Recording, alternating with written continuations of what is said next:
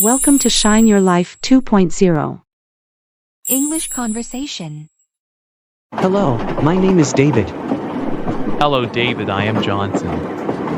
Nice to meet you, Johnson. What do you do for work, David? I am an English teacher and I help students learn English quickly, easily, and without overwhelm.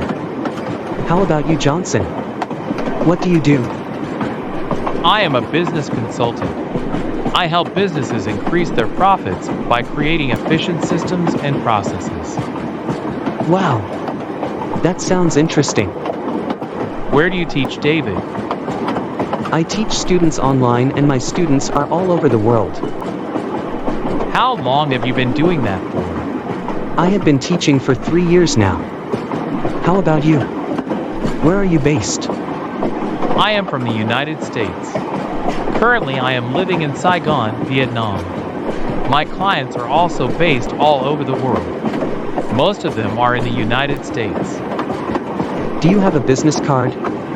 I'd like to contact you to help me with my business. Sure. Let's have a conversation and see if we can work together. Give me your card also.